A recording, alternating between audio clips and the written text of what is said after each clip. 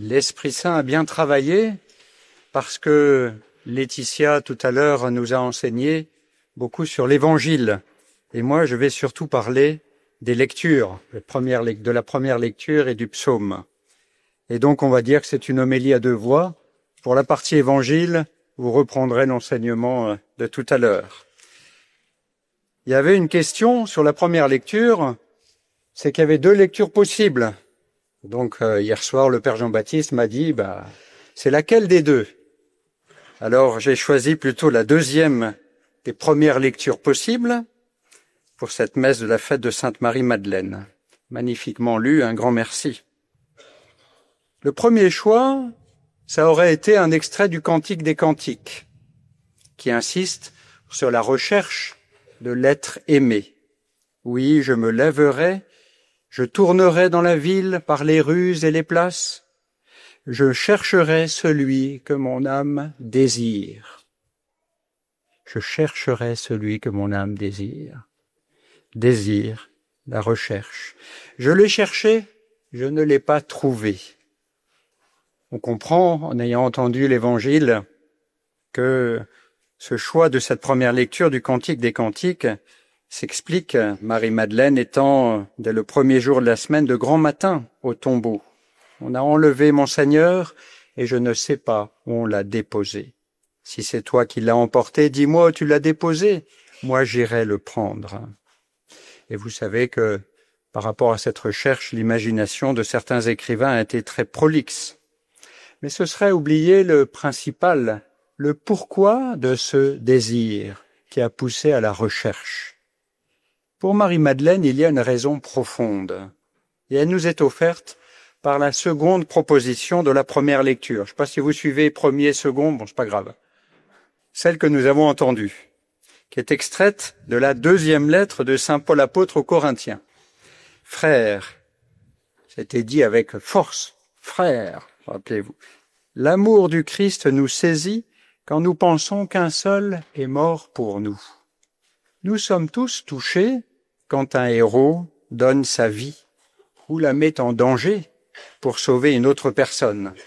Dernièrement, nous avons pu être touchés au cœur par Foussainou Cissé, un jeune Africain qui a sauvé 6 personnes d'un incendie dans un immeuble à Paris. Dans les images prises par un habitant, on le voit s'avancer sur une corniche, puis en équilibre entre les deux angles du bâtiment, des deux bâtiments, de la résidence, il fait passer 2 bébés, 2 enfants et 2 mères de famille par la fenêtre, d'un appartement à un autre. Il y avait des personnes qui étaient désespérées, en désarroi, qui cherchaient une aide. Du coup, je n'ai pas réfléchi, c'est un instinct. De quel instinct parle-t-il? Le simple instinct de survie, mais en fait, il s'est mis en danger. Il y a de la fraternité, il y a du don de soi, de l'oubli de soi, de l'amour dans ce geste. Notre Seigneur Jésus est un sauveur à la puissance incalculable. Frères, l'amour du Christ nous saisit quand nous pensons qu'un seul est mort pour nous. L'amour nous saisit, c'est de la gratitude.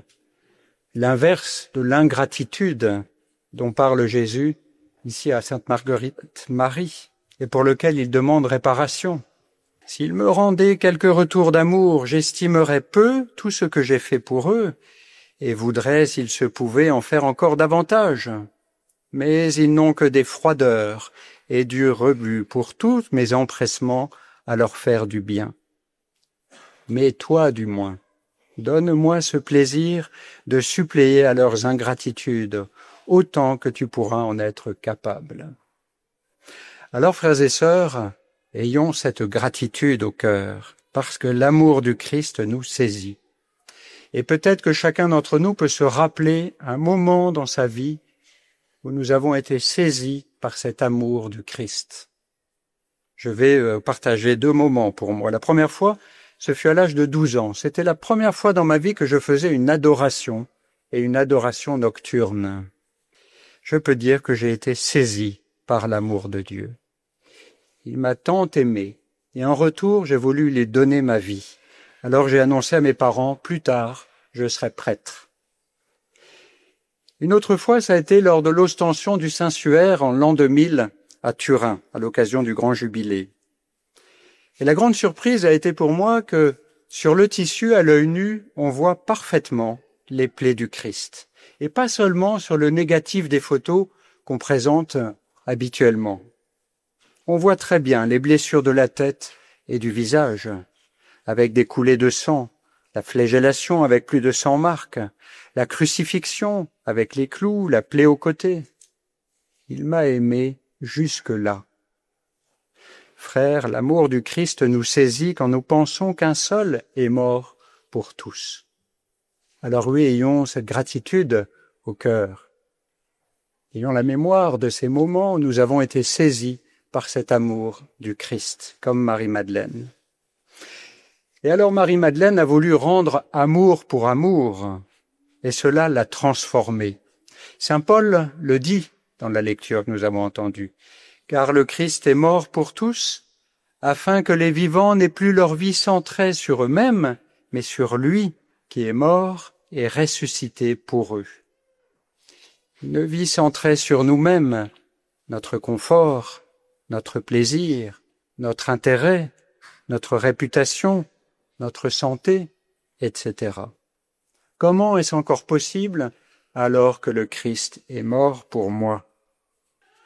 Marie-Madeleine est devenue alors une disciple de Jésus ressuscité.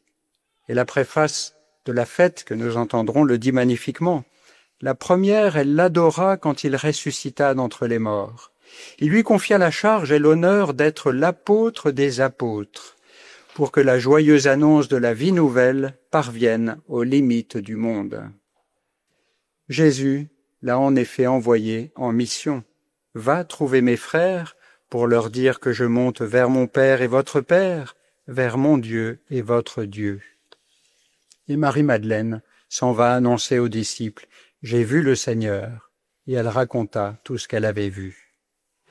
Dorénavant, sa vie ne sera plus centrée sur elle, mais sur Jésus, et sur l'annonce de l'amour de Jésus pour chacun, car chacun est aimable. Saint Paul le dit ainsi, « Désormais, nous ne regardons plus personne d'une manière simplement humaine. » Si nous avons connu le Christ de cette manière, maintenant nous ne le connaissons plus ainsi. Si donc quelqu'un est dans le Christ, il est une créature nouvelle. Le monde ancien s'en est allé, un monde nouveau est déjà né. Désormais, frères et sœurs, ne regardons plus personne d'une manière simplement humaine.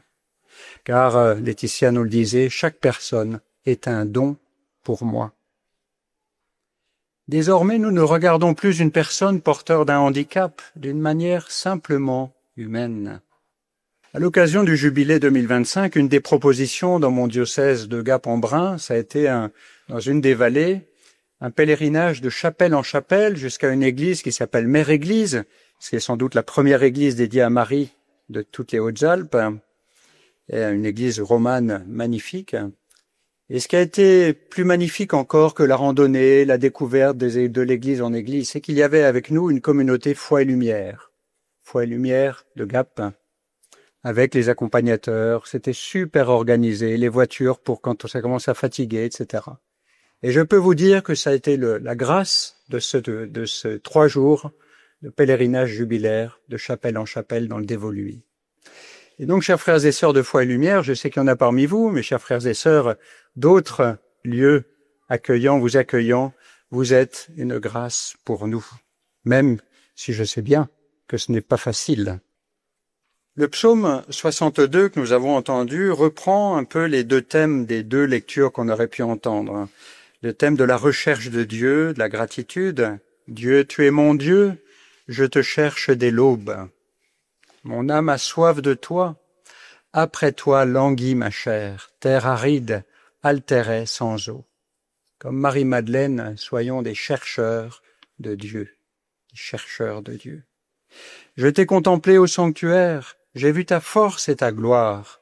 Ton amour vaut mieux que la vie, tu seras la louange de mes lèvres. Comme Marie-Madeleine, laissons-nous saisir par l'amour de Dieu, l'amour de Jésus, et que cela transforme notre vie. Alors oui, toute ma vie toute ma vie, je vais te bénir, lever les mains en invoquant ton nom. Amen.